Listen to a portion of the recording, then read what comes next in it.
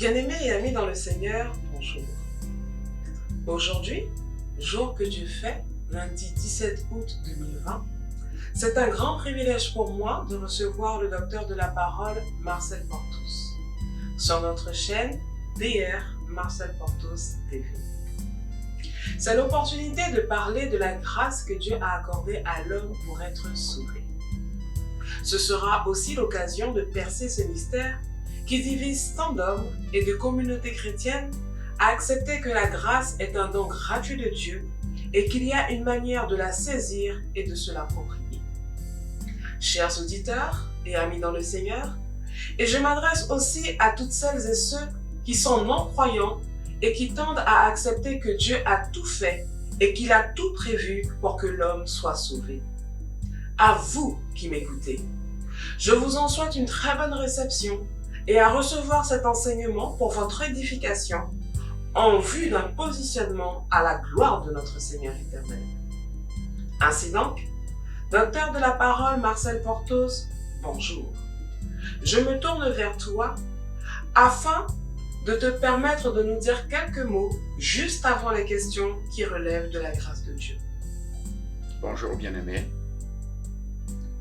Mais tout d'abord, j'adresse mes remerciements et mes amitiés fraternelles à vous qui êtes là, toute l'équipe de notre chaîne, et à toutes celles et à tous ceux qui nous soutiennent. Et grâce et miséricorde de Dieu à vous qui allez nous découvrir au travers de cette vidéo. Je prophétise que les faveurs de Dieu surabondent richement dans vos vies chrétiennes, selon les richesses de sa gloire, au nom glorieux et victorieux de Jésus-Christ par le Saint-Esprit. Maintenant, si vous voulez bien, faisons ensemble une courte prière. Seigneur éternel, notre Dieu, je te rends grâce et gloire pour ta fidélité. Merci pour ta présence, car c'est toi qui as promis d'être avec nous tous les jours jusqu'à la fin du monde. Et tu as aussi déclaré que là où 2 ou 3 sont assemblés en ton nom, tu es au milieu d'eux. Et voilà, Seigneur éternel, nous sommes plus que 2, mais 3. Notre cher caméraman Davy, notre journaliste de la chaîne, et moi-même Marcel, ton serviteur. Ainsi donc, par la foi, nous croyons, nous déclarons et confessons que tu es là, présent au milieu de nous, par le Saint-Esprit. Prends, Seigneur, nous te prions, la direction et le contrôle de cette interview, afin que tout ce qui se fait, tout ce qui se dit, le soit seulement et uniquement pour glorifier le nom de Jésus-Christ, notre Sauveur et Seigneur. Qu'il en soit béni, exalté et magnifié, car c'est lui le glorieux, c'est lui le victorieux. Que toute la gloire lui revienne. Qu'il en soit ainsi fait pour la gloire de notre Père Céleste, notre excellent Père de toute gloire, de toute grâce, par Jésus-Christ notre Sauveur et Seigneur, par l'action et la manifestation du Saint-Esprit, notre Consolateur, notre Dieu, et nous disons ensemble Amen. Question introductive. Docteur de la parole Marcel Portos, est-ce que l'on doit considérer la grâce de Dieu comme étant le premier don que Dieu fait aux hommes? À la question, je dirais oui, car en effet, c'est non seulement le premier don, mais j'aimerais surtout rajouter que la grâce dans le christianisme est aussi une aide surnaturelle que Dieu nous accorde pour notre salut. Et d'ailleurs, c'est cette faveur imméritée de Dieu qui nous permet d'échapper à la damnation éternelle. Il suffit tout simplement de bien considérer ce qui est écrit dans Jean 3,16. Là, les Saintes Écritures déclarent: car Dieu a tant aimé le monde qu'il a donné son Fils unique, afin que quiconque croit en lui ne périsse point, mais qu'il ait la vie éternelle. Ce qui correspond à 4 choses fondamentales, 4 valeurs fondamentales. Le pardon, l'affection, l'amour et la bienveillance de ce Dieu tout-puissant, uni en le Père, le Fils et le Saint-Esprit, qui, par là, nous rassure de sa bienveillance divine. Une bienveillance divine qui trouve sa concrétisation dans cette promesse extraordinaire qui est déclarée dans 1 Jean 1, le verset 9. En effet, il est écrit: si nous confessons nos péchés, il est fidèle et juste pour nous les pardonner et pour nous purifier de toute iniquité. Ça s'appelle de la bienveillance. Et cela ne vient pas de l'homme, mais de Dieu seul. Et puis, en allant plus loin dans les Écritures saintes, nous pouvons aussi constater que le concept de la grâce de Dieu est aussi étroitement lié à l'idée de la prédestination. Puisqu'il est ainsi déclaré dans Romains 8, le verset 30, « Et ceux qu'il a prédestinés, il les a aussi appelés. Et ceux qu'il a appelés, il les a aussi justifiés. Et ceux qu'il a justifiés, il les a aussi glorifiés. » En outre de cela, il y a aussi cette recommandation qui est écrite dans Philippiens 4, le verset 4, par laquelle les Écritures déclarent: réjouissez-vous toujours dans le Seigneur. Je le répète, réjouissez-vous. Là encore, nous constatons que le chrétien doit être joyeux, puisque la grâce signifie joie. Par conséquent, il est bon de retenir que la grâce est non seulement gratuite, mais reste une offrande de Dieu qui nous conduit à être heureux et joyeux. Et dans l'occurrence de cette grâce de Dieu, nous constatons 2 choses. 1.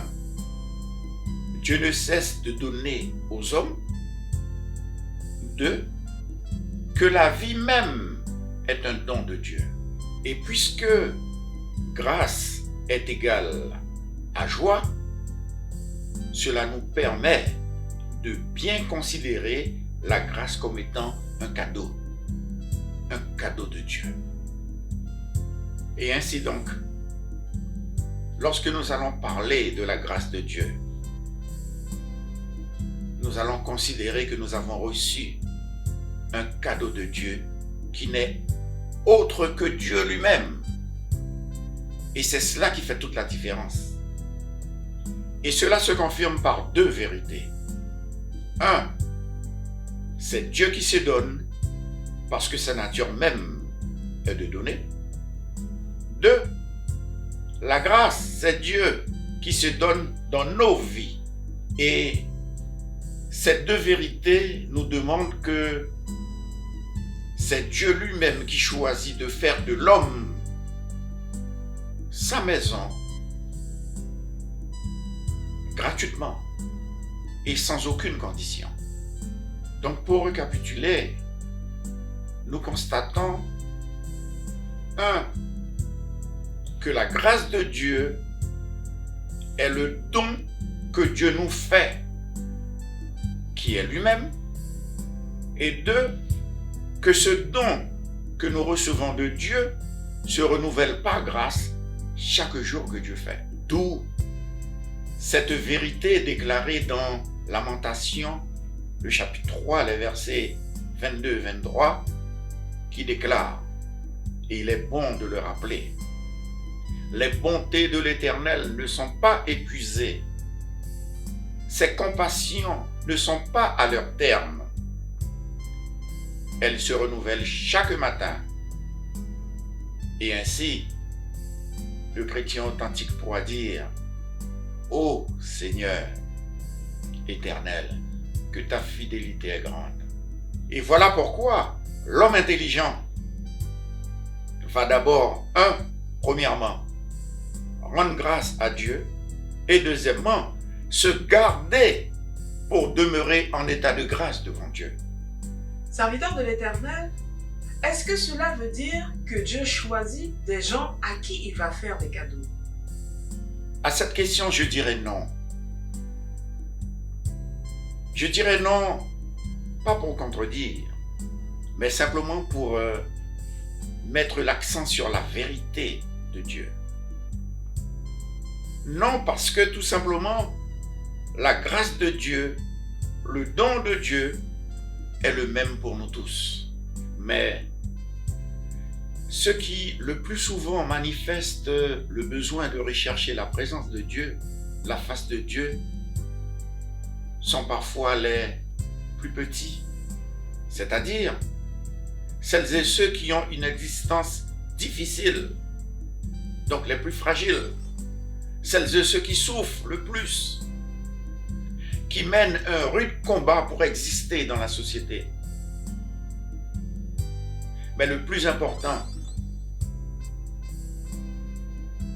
ce qu'il faut retenir, c'est que le Christ est venu partager une existence difficile pour être aux côtés de ceux et de celles qui ont une existence difficile. Nous comprenons là donc que le mot grâce est abstrait. Comment pourrait-on le traduire plus concrètement? Alors, c'est vrai que l'homme a toujours besoin de voir des choses surnaturelles se produire pour croire et prendre conscience qu'il est dans la présence de Dieu. Hélas. Mais alors, la réalité, ce n'est pas cela. Il n'y a pas seulement que cela.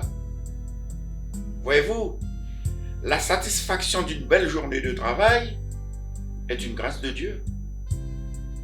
Imaginez un chômeur de longue date qui soudainement trouve un emploi. Mais comment il va considérer cela? C'est une grâce de Dieu. Et puis surtout, la présence de Dieu à nos côtés au travers de la présence des gens que l'on aime, c'est aussi une grâce de Dieu. Tout cela, voyez-vous, caractérise les grâces de Dieu. Parce qu'en réalité, Dieu existe aussi dans nos relations avec autrui, ici-bas. Et c'est la priorité. C'est la priorité qui nous fait témoigner de la présence de Dieu. Et puis, celui qui a une vie aisée, par grâce, celui qui a un bon travail, une belle famille, celui qui vit aisément et calmement, celui qui réussit, qui a du succès, pour lui et sa famille, c'est une grâce de Dieu. Et ainsi, Dieu l'emmène à pouvoir manifester ses remerciements à Dieu, qui est l'auteur de la grâce, et également pour qu'il puisse prêter attention à celles et à ceux qui sont dans une situation difficile. C'est ce que l'on appelle rendre grâce, premièrement, et être en état de grâce, deuxièmement, devant Dieu. Docteur de la parole Marcel Portos, tu dis donc que la première des grâces, c'est la qualité de la relation à l'autre? Oh oui, en effet. Et je suis persuadé que la relation avec autrui, c'est la priorité du croyant chrétien pour développer sa vie chrétienne. Voyez-vous, Si Dieu lui-même a choisi de faire de l'homme sa maison, c'est pour que l'homme puisse vivre une relation harmonieuse avec lui par rapport à une vie de famille entre nous et dans la présence de Dieu. Voilà pourquoi nous sommes le temple du Saint-Esprit qui est Dieu. Donc la maison de Dieu, comme cela est déclaré dans 1 Corinthiens, le chapitre 3, le verset 16. Je cite. Il est écrit, ne savez-vous pas que vous êtes le temple de Dieu et que l'Esprit de Dieu habite en vous? Et cela, c'est un cadeau de Dieu. C'est un cadeau, mes amis, qui se cultive. Nous devons prendre conscience que le fait que nous soyons la maison de Dieu, le temple de Dieu, nous devons cultiver cette grâce particulière. Car être la maison de Dieu, cela veut dire avoir la grâce qui donne la capacité de pouvoir entrer en relation avec les autres et la capacité également de vivre avec autrui. Et c'est cela que nous devons faire fructifier, cette grâce particulière, imméritée, que nous avons reçue de Dieu. Voilà pourquoi d'ailleurs, il est écrit dans Hébreux 12, le verset 14, « Cherchez la paix avec tous et la sanctification, sans laquelle personne ne verra le Seigneur. » Cela veut dire tout simplement que le temple qui est en toi, mon frère, ma sœur, la maison que tu formes pour Dieu, ne doit en aucun cas être une maison de désordre, de division ou alors de scandale. Tu ne dois pas te laisser souiller, ni corrompre, ni être un manipulateur, ni être un oppresseur.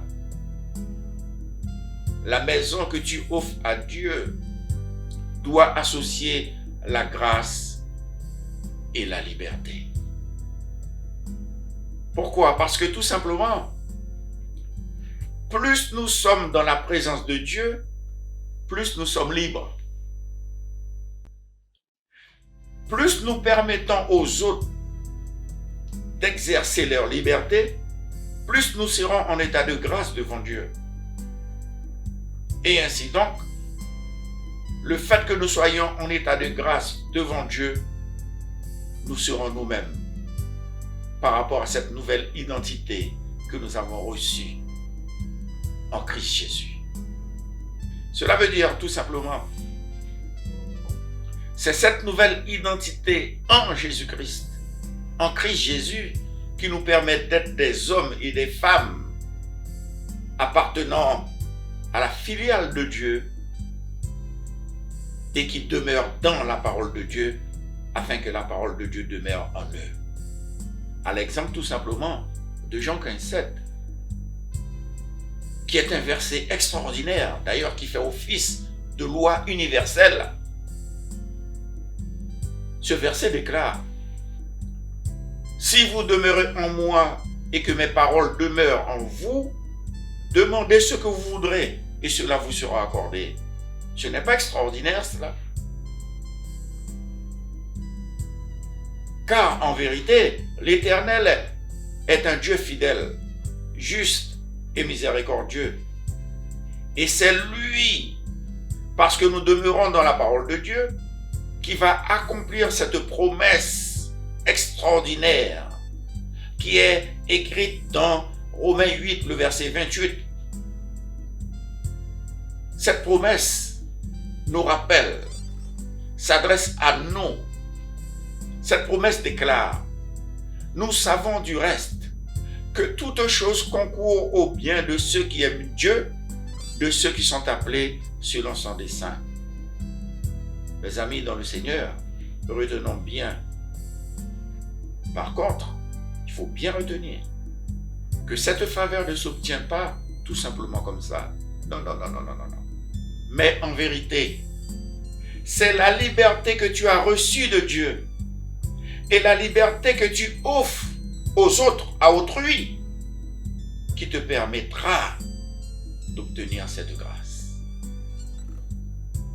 Et ainsi, nous pourrons glorifier, magnifier et célébrer le nom glorieux et victorieux de ce Sauveur merveilleux que nous avons reçu comme grâce, comme cadeau de la part de notre Père céleste, de notre Père de gloire.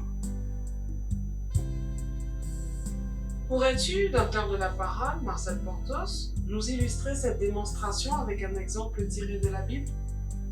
Oui, bien sûr, nous pouvons toujours illustrer cette démonstration en prenant l'exemple d'un couple formé, d'un mari et de sa femme.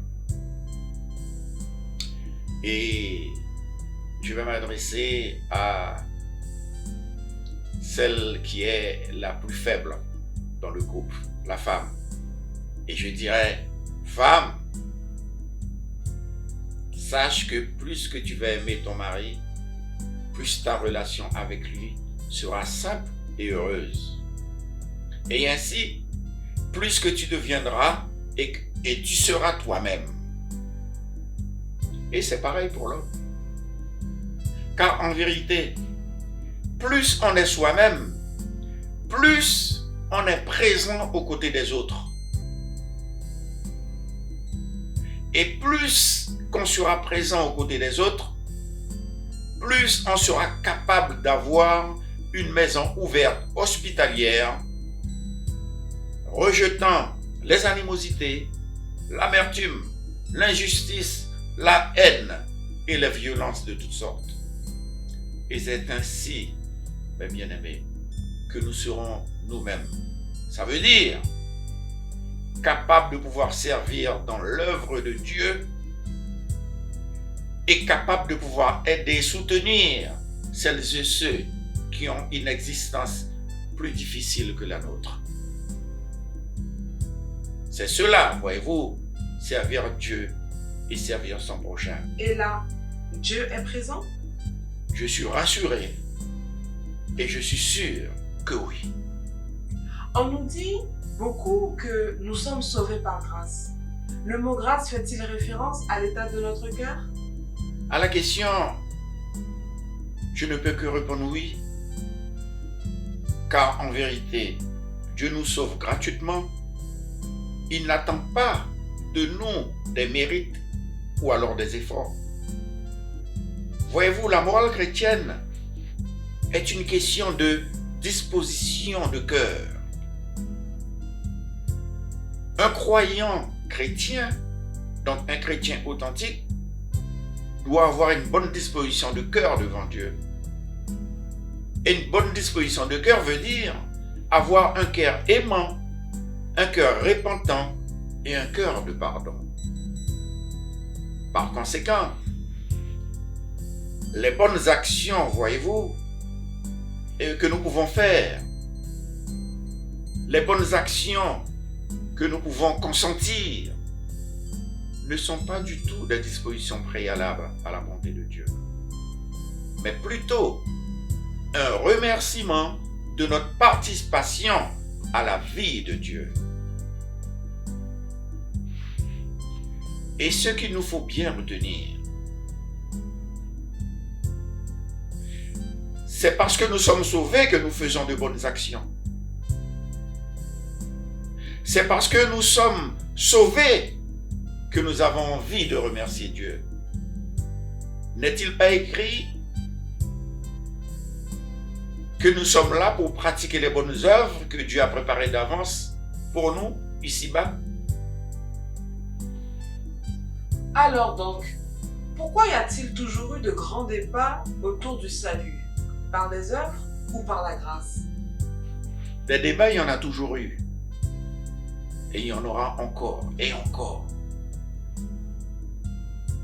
Mais il est important tout simplement de bien comprendre que la grâce de Dieu est gratuite.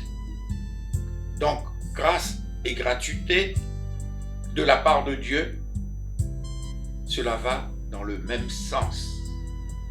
Cela nous permet de considérer et de bien comprendre que nous n'avons rien à rendre à quiconque. Lorsque tu reçois la grâce de Dieu, tu ne dois rien à personne. Cela veut dire que c'est Dieu qui fait selon le conseil de sa volonté. Et il le fait avec qui il veut, quand il le veut, de la manière dont il veut que cela se concrétise et au moment où il le désire. Il n'y a que la volonté de Dieu qui compte. Serviteur de l'Éternel, peut-on être témoin de la grâce de Dieu chez les autres? Oui, tout à fait, nous pouvons être témoins de la grâce de Dieu envers les autres. Lorsque l'on voit des gens grandir, croître spirituellement, prospérer pour la gloire de Dieu, lorsqu'on voit des gens s'épanouir, être heureux, en effet, on est témoin de la grâce de Dieu, puisque c'est par grâce que ces gens sont aidés et qu'ils vivent d'un commun accord pour glorifier le nom de ce Sauveur merveilleux que nous avons. Par conséquent, la grâce de Dieu revient à accepter que Dieu fasse de nous ce qu'il veut que nous soyons pour sa gloire. Alors, effectivement, nous sommes témoins de la grâce, de la manifestation de la grâce de Dieu dans la vie de ces gens. Et cela demande, croyez-moi, beaucoup d'humilité. Se laisser façonner comme Dieu le veut. Se laisser formater comme Dieu le veut. Pour être ce que Dieu veut que nous soyons pour sa gloire, il faut beaucoup d'humilité. Lecteur de la parole, as-tu quelques conseils à donner à celle ou à celui qui veut demeurer en état de grâce devant Dieu? Oui, bien sûr. Il y a toujours quelques conseils et recommandations à proposer. Par exemple, être simple, être ce qu'on est. Ne pas vouloir être autre chose que ce qu'on est. Et profiter de la présence des autres. Cela veut dire accepter de vivre avec les autres malgré nos différences. Car les différences constituent un enrichissement. Cela démontre que nous sommes en capacité d'être dans l'unité de l'esprit et de vivre l'amour fraternel, l'amour agapé. Et c'est cela qui nous permet d'être là avec les autres et pour les autres. Évidemment, sans attendre quoi que ce soit en retour. Et surtout, sans jamais regretter ce qu'on a fait hier pour celles et ceux qui nous calomnient ou alors qui nous trahissent. Mes amis, voyez-vous, être en état de grâce devant Dieu, c'est savoir garder une attitude qui favorise toujours, premièrement, sa reconnaissance de ce que Dieu a fait pour que nous soyons sauvés et de ce que Dieu peut nous faire faire par le Saint-Esprit. Et deuxièmement, être toujours émerveillé de ce que Dieu est capable de faire au travers de nous pour sa gloire. Et cela, sans jamais chercher un avantage personnel, sans jamais chercher un intérêt personnel, sans jamais vouloir se mettre en avant et sans jamais vouloir se glorifier à la place de celui qui est le Père de toute gloire et de toute grâce. La grâce se justifie par quel mot-clé? Le mot-clé que je pourrais dire pour justifier la grâce de Dieu, ce serait l'action et la manifestation de la présence de Dieu par le Saint-Esprit. D'ailleurs, c'est ce qui nous conduit à être présents aussi pour les autres et aux côtés des autres. Et c'est aussi par là même que nous serons présents pour nous-mêmes. C'est en aidant les autres, en étant avec les autres, en faisant passer les autres avant nous, que nous considérons que nous sommes quelque chose. Serviteur de l'Éternel, comment s'explique que c'est dans la relation avec les autres qu'on est présent à soi-même? À cette question, je reprendrai en prenant un exemple. Voyez-vous, le chrétien authentique ne doit pas attendre de s'aimer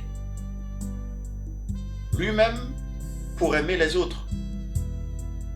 Parce que spirituellement, c'est en aimant l'autre et en étant utile à l'autre que l'on aura de quoi à s'aimer soi-même. En conclusion, docteur de la parole, Marcel Portos, que peut-on dire de la grâce de Dieu? Voyez-vous, je préfère retenir que dire de la grâce de Dieu.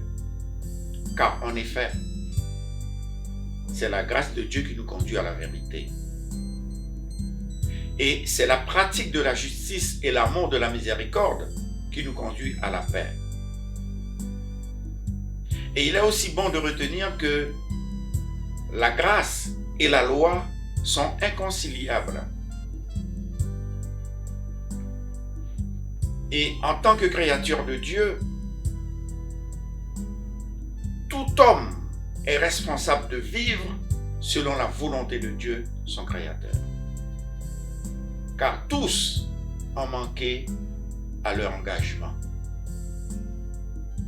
D'ailleurs, c'est ce que Romains 3, 23 nous déclare. Il est écrit, « Car tous ont péché et sont privés de la gloire de Dieu. » Donc,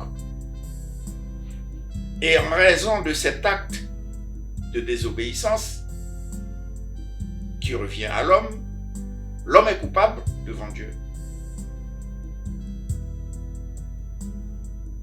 Et c'est comme ça que l'homme revêt une nature pécheresse. Et par cela, il est perdu.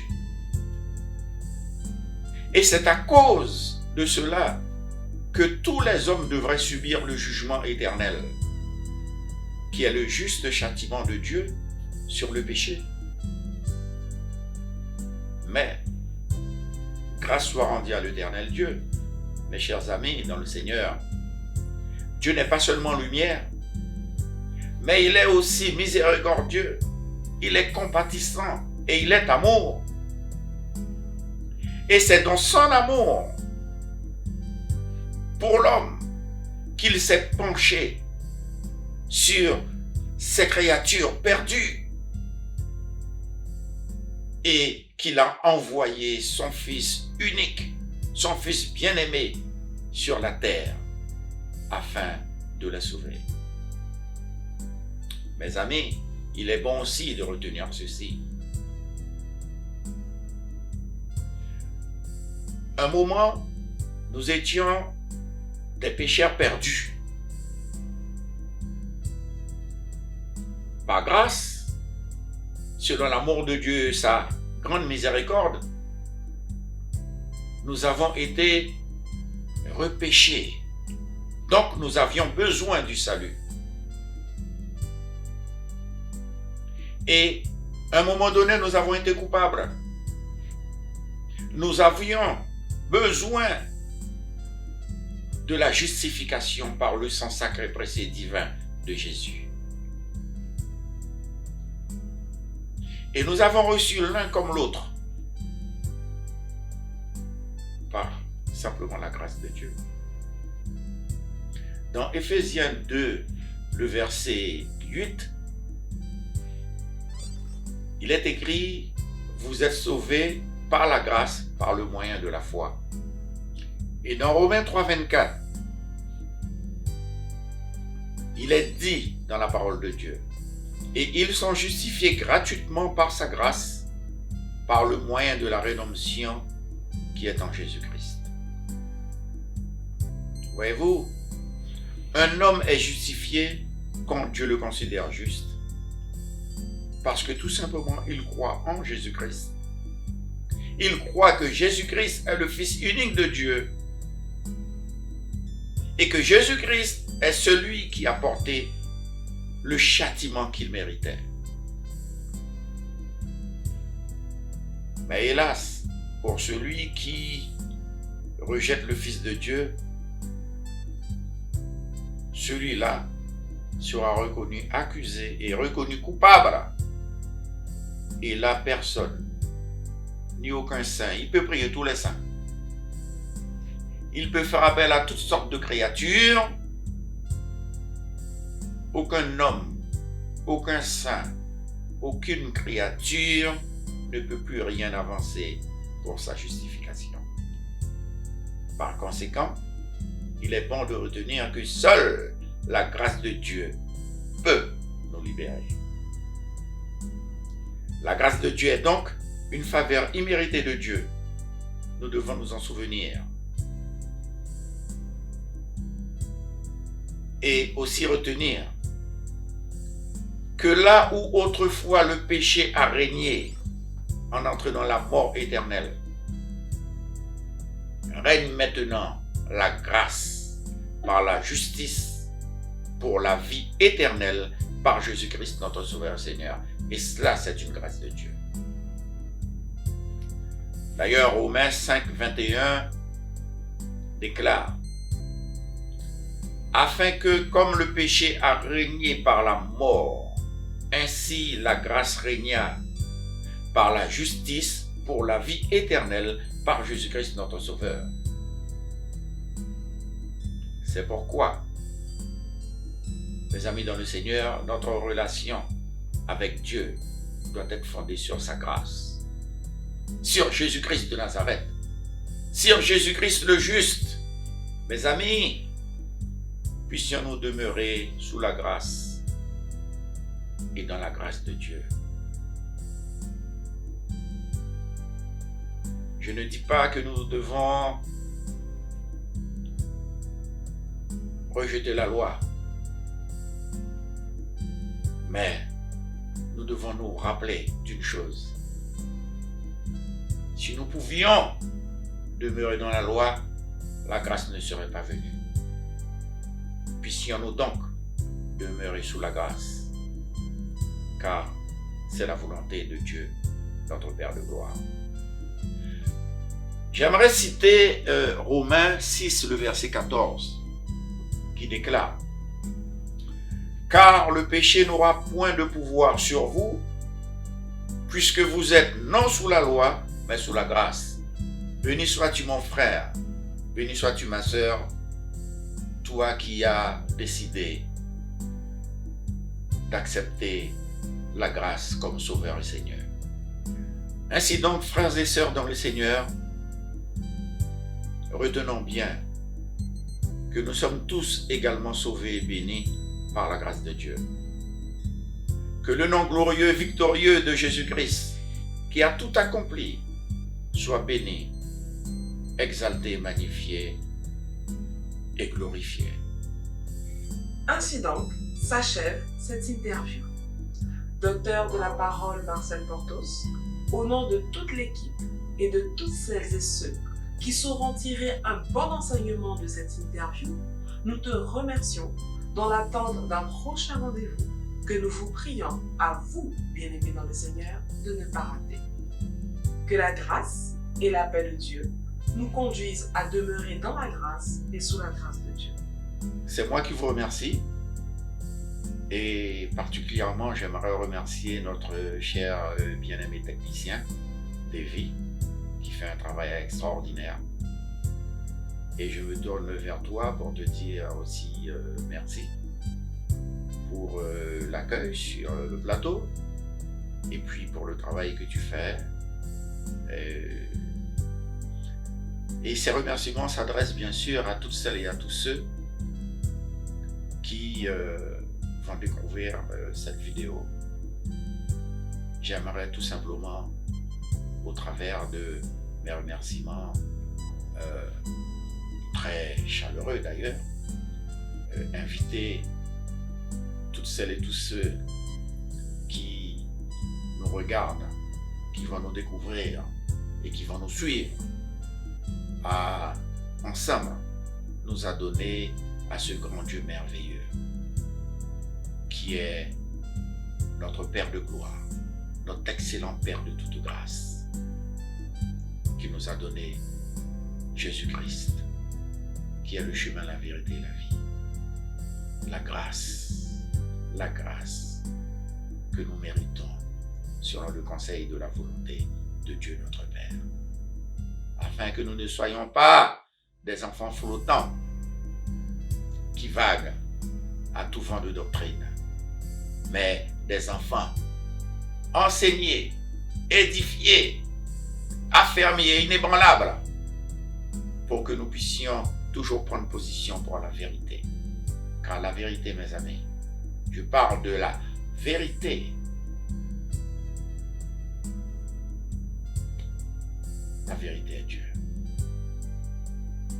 Puissions-nous recevoir la plénitude de cette grâce de Dieu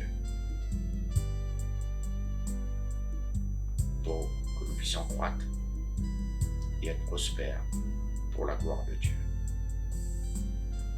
Que le Saint-Esprit nous aiguille, nous assiste, nous dirige, pour que nous puissions toujours demeurer sous la grâce de Dieu et dans les bonnes grâces de l'éternel Dieu notre Père. Qu'il en soit ainsi fait. Soyez-en richement bénis et fortifiés au nom de Jésus-Christ. Amen.